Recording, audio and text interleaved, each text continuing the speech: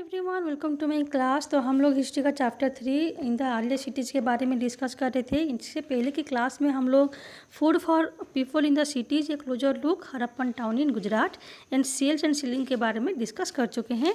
तो आज की क्लास में हम लोग पढ़ेंगे the mystery of the end और एल्सवेयर, जहाँ के इजिप्ट के बारे में डिस्कस करेंगे। तो देखो, ये जो हड़प्पन सिटी था उसका एंड कैसे हुआ वो आज हम लोग जानेंगे। तो आज से 3900 ईयर्स एगो आर्कियोलॉजिस्ट को एक मेजर चेंज देखने को मिला था, जहाँ की जो लोग की पहले के लोग हड़प्पा में रहते थे, जिसमें बहुत सारे राइटिंग, सील्स और वेट जो था लोग यूज करते थे, वो 39 ईयर्स के पहले यूज करना बंद हो गया था। जो रॉ मटेरियल्स लोग दूर दूर जाके लाते थे वो भी लाना बहुत ही कम हो गया था।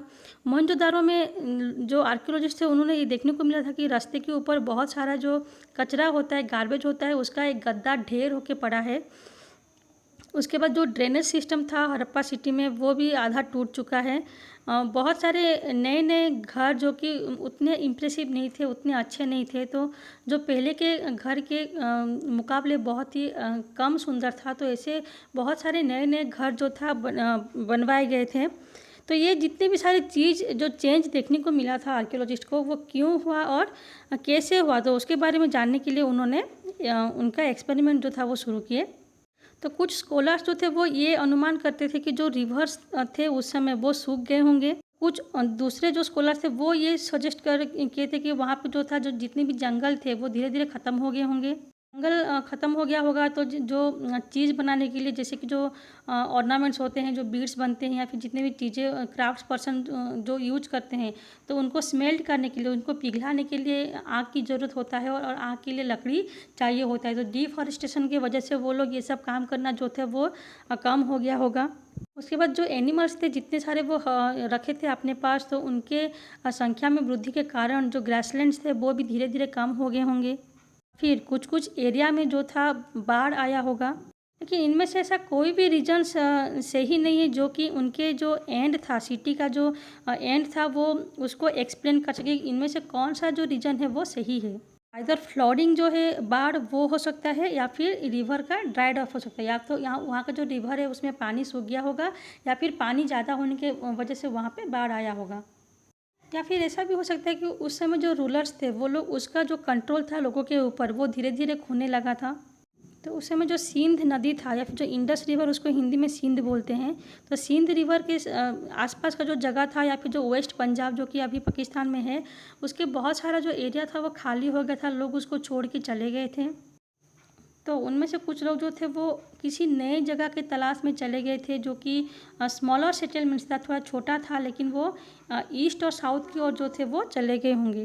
तो ऐसे बहुत सारे न्यू सिटीज़ जो था वो आज से 1400 ईयर्स से पहले एमर्ज हुआ था, जिसके बारे में तुम लोग चैप्टर 6 और चैप्टर 9 में पढ़ोगे।